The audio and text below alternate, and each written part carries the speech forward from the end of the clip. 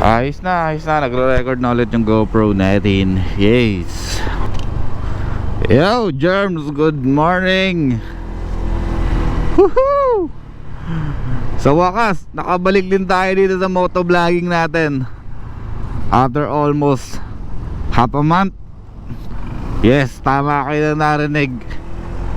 Kalahating buwan tayong hindi nakapag-vlog. Kalahating buwan tayong hindi nakapag-motovlog. Ay nako, una sa lahat, pasensya na sa mga subscribers natin dyan kung hindi tayo nakapag video or nakapag vlog, motovlog man or dun sa shop natin. Wala talaga, pasensya na. Nitong nakaraang mga linggo, sabi ko nga sa inyo kanina, almost kalahating buwan talagang tuloy-tuloy yung trabaho natin. Hindi natin maisingit yung kahit konting video natin sa shop. Kahit mga shorties lang, wala. Hindi talaga tayo makapag-video dahil talagang dagsa talaga yung tao. Almost everyday talaga. Hindi tayo nabigyan ng pagkakataon na ma-share sa inyo yung mga ginagawa natin sa shop. Sobrang nakakapagod pero thankful bago matapos yung taon. Talagang hataw talaga kami sa shop. Kaya maraming salamat pa rin sa Diyos. Tsaka maraming salamat sa mga taga-suporta natin. Ayan, kung hindi dahil sa inyo, talagang hindi mangyayari to. Anyway, Germs, good morning sa inyong lahat. Good morning sa mga subscribers natin and followers natin. Ayan, dito na tayo babate. Sobrang late na. Merry Christmas and Happy New Year sa inyong lahat. Ayan, January 3 na ngayon, Thursday. Supposed to be day off kami ngayon, pero nagpalit kami ng schedule for this day lang. May nag-request ng day off bukas, Biyernes. So nag-switch kami ng pasok. Kaya ngayong araw magbubukas tayo. Sa mga hindi nakakaalam siguro, okay lang. Ngayong Thursday magbubukas kami ng shop. Tapos tuloy-tuloy naman na itong schedule hanggang bumalik tayo dun sa regular schedule natin. Next week wala na tayong pasok ng Thursday. Ngayong Thursday lang tayo magkakaroon ng pasok. Nanghinayang lang ako kasi syempre sayang din yung mga araw talaga na lugmok talaga yung YouTube natin. Wala tayong na-upload. Wala tayong bagong ideas na na-share sa inyo. Wala tayong bagong aral na may papakita sa inyo. Pero this year bawi ulit tayo. Isikapin natin ulit na makapaggawa ng mga video ng mas madalas. Actually last year 2003 ganun din yung nangyari sa akin. December 2003 talagang parang naging inactive na naman ako sa YouTube. Tapos ngayon 2024 naging inactive na naman. Hindi ko alam bakit ganun nangyayari, pero talaga pagdating ng December sobrang busy talaga. Sayang nga nung December, ang dami sana natin may papakita sa inyo na installation. Meron tayong Dominar, mga ADB, Aerox, NMAX, ang dami. Kaya lang wala. Ako yung gumagawa kasi nung wiring. Tapos kailangan pa nating tapusin ng mas mabilis yung mga trabaho kasi ang dami nakapila. Kaya imbis na makapag video tayo, hindi na, kasi sinisikap natin matapos agad yung isang motor para ma-accommodate natin yung mga nakapila ng mas mabilis. Sa totoo lang, ayaw sana namin talagang merong nakapila ng matagal doon. Gusto namin matapos agad. Buti sana kung komportable yung antayan ng mga customer natin. Wala, ganun din. Parang lumiit din ulit yung shop natin ngayon sa sobrang dagsa ng mga customer natin. Ulitin ko, January 3 ngayon, Thursday. Ito yung unang vlog natin. Sana this year samahan nyo ulit kami dito sa channel namin, tsaka sa page namin, kagaya nung pagsama nyo sa amin noong 2024, para maging masaya tayo lahat. Para sama-sama tayo ulit matuto, sama-sama ulit tayong makapag-share ng mga ideas, sama-sama ulit tayong ma-enjoy yung everyday natin. Okay, update ulit tayo dito sa ADB 160 natin. Ayan, hubad na naman yung motor natin. Wala na naman yung crash guard natin. Wala na naman yung side pannier bracket natin. Wala na naman yung top box bracket natin. Tapos pati yung visor natin, ayun o, wala yung visor natin dyan.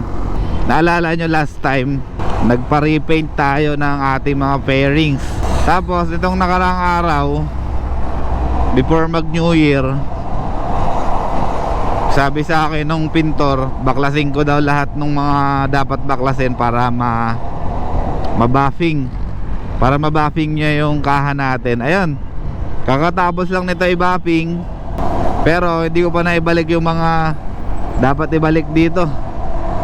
Yung crash guard, yung pannier, yung bracket, pati yung top box natin hindi ko pa rin maibalik, pati yung visor natin. Plano ko rin kasing pinturahan yon. Plano ko rin pinturahan, i-share ko sa inyo kapag nagawa ko yon. Iba-vlog din natin yon. Pero sa ngayon, tiyaga-tiyaga muna tayo na ganito. Ibabalik ko na lang muna yung visor, pero yung mga crash guard tsaka mga brackets natin, hindi na muna. Kasi sayang naman, nakabaklas na. Gawin na lang natin para mas gumanda yung motor natin. Siya nga pala, before to i-buffing, share ko lang sa inyo, pero hindi ko na kasi nakita yung video. Bumagsak tong motor ko sa parking, dun sa pinagpaparadahan ko, dun sa apartment namin. Bumagsak to. Eh di ba, syempre kakapintura ko lang. Sabi ko, ako sayang yung pintura ko, gas-gas yung kaha. Pero buti na lang, that time talagang may crash guard siya, tapos merong side pannier. Ngayon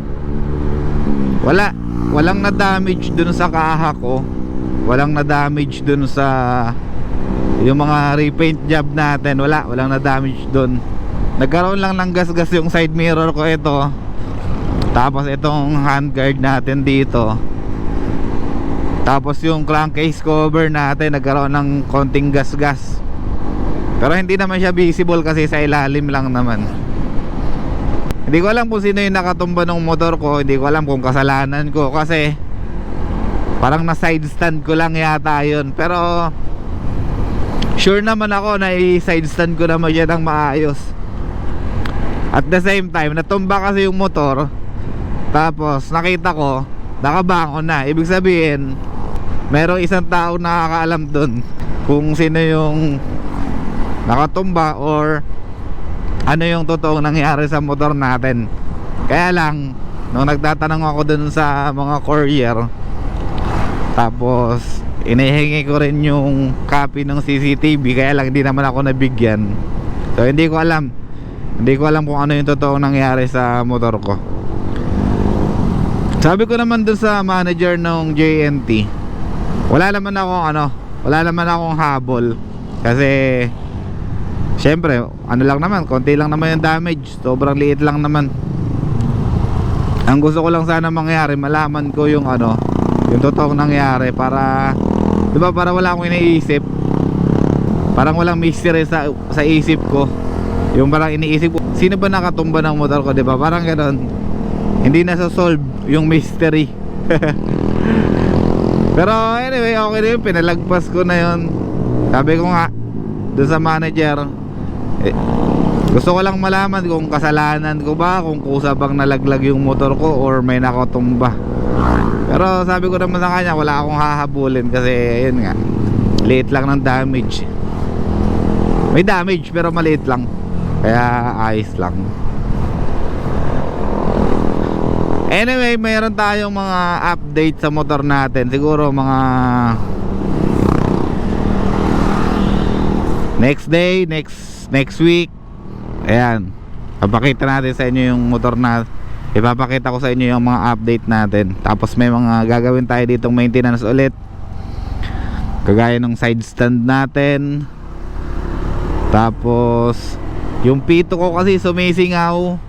Ayan, aayusin natin yan. Papalitan natin ng pito.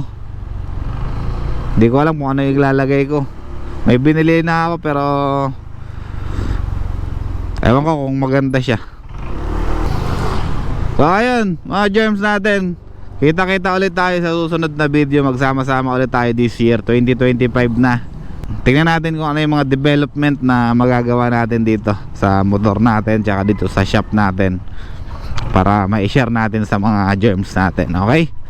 So thank you ulit. Merry Christmas and Happy New Year sa inyong lahat. Kuya Germs out.